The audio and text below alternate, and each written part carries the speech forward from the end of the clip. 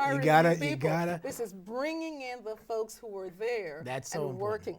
That's so important. I had a discussion with it was the chancellor for SUNY, and they were all, everybody's on the effective efficiency operations, and then I said the same question to him. I said, "What are you using talent from within to do so?" Yes. And he said, "Yes, we were." So I think that's key. But now you talked about getting the new students, and then you said something which really sparked my interest. You said, "But we also paid attention to maintaining, keeping them." Correct. So how did we do that? Happy to talk about that. After we'd gotten our act together in the spring to work on bringing some new students in, and we were successful, in the fall, at my convocation, I launched a very major effort on retention. And I announced it at the fall convocation. This is where I have the faculty, the staff, and so on. And then what we did again is we put together a little team, same people, not the same players who were at the recruitment team, because you don't want to have them overworking. Sure. And I put two deans in charge. One dean from the student side of the house, student development, and one dean from the academic side of the house. And they were the leaders of this particular group. I sort of kicked it off in a little executive session. And what they did is they came together to look at best practices. How have we been doing advisement? Right. Have we been really doing it in a seamless way? For instance, when I'm finished with a freshman student, do I assure that I pass the baton firmly to you so that that freshman student who is now a second semester student or a sophomore gets the right kind of advisement that they need? So advisement was a critical thing. We opened the advisement center at least 3 evenings a week, so evening students would be covered. We opened it on Saturdays so students could come in. We had peer students, peer mentors, calling students who may not have seen an advisor and said, "Have you seen an advisor? Why don't you come in?" So we did a very sort of what we call intrusive, if you will, by reaching out. So that was the piece on advisement. The other piece on advisement that we did for students, rather on retention that we did for students, had to do with helping them in supplemental instruction and tutoring. You know, when you went to college, that there are certain courses that you have to take, whether you're majoring in it or not. The chemistry, the biology. Don't remind me. Don't remind me. Some big psychology courses and certain English courses. We consider those courses gateway courses. They can either be gateways or they can be gatekeepers. They can either help you get there or they can block you.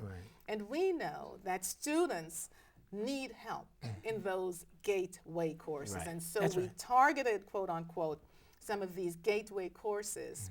And we had special supplemental instruction set up, sometimes with faculty, or sometimes with senior students who had taken the course, gotten a good grade, a B+ or more, who would provide tutoring and supplemental instruction in those areas. And I don't have all of the data yet, but I've been told already that we have probably gotten, as a result of that, and they got to drill down a little bit more, a 1 to 2% or 1 to 1.5% increase in returning students on that base. So, you know, if you have let's say you have 6,000 students, 1% is 60. It That's counts. a lot. It adds up.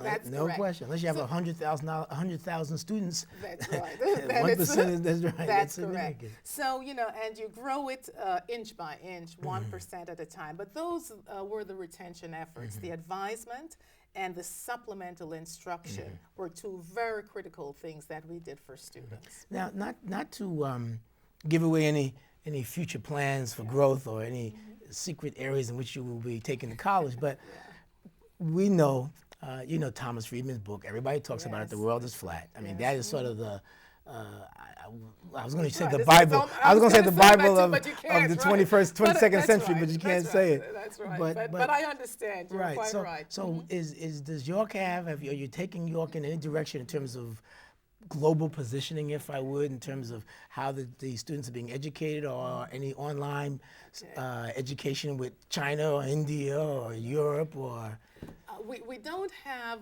a thrust at this time to go global in that way in terms of internationalizing the curriculum. But certainly that is something that we internationalizing the curriculum. Oh yes, I like that's right. Well, I like because that. we have to do that. Internationalize. And I'm one of the I haven't studied all our curriculum items, but certainly in business, for instance.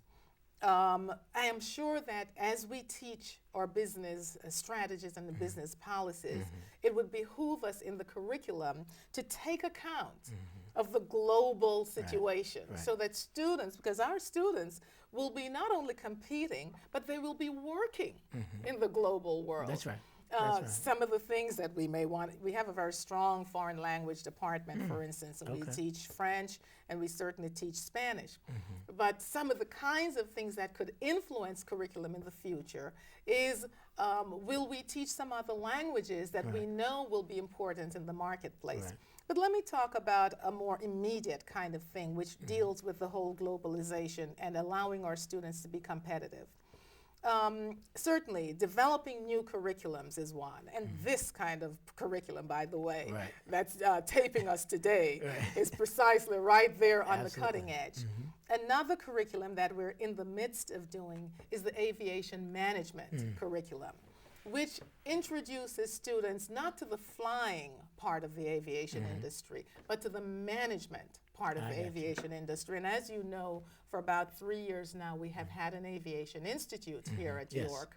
And we are just about to launch, may I use that word? Absolutely. Our aviation management program. It's going through the process right now. It will go to our Senate. You know, we have a Senate, of course. It will go to our Senate for a vote later this month. And I've been advised by the people who are leading that is very likely it will get supported, and then we'll need to take it down to the university, to the trustees, and then up to Albany, you know, to the state and find the money.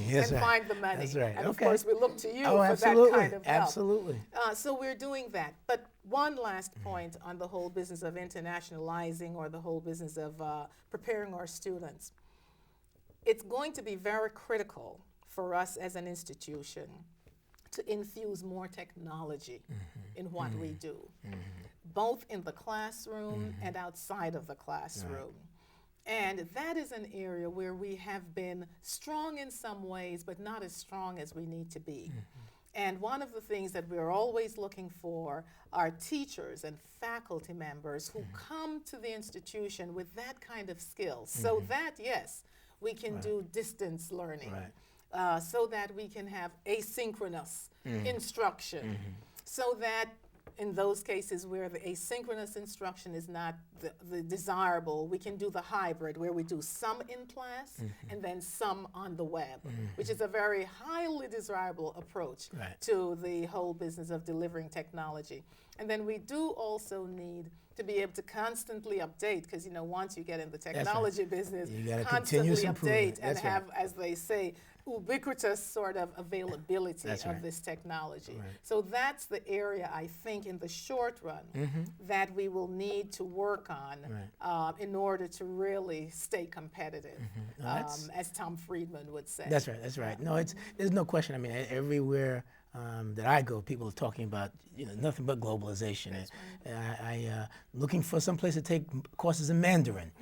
Not a hint, just. Well, you know, it's interesting, because I was going to go there earlier. You know, I was saying that we have a foreign language department, and there may come a time in the not too distant future where we will be teaching courses in Mandarin. You know, given our population, given the kind of diversity that exists in Queens, and given the need for us to be able to prepare students.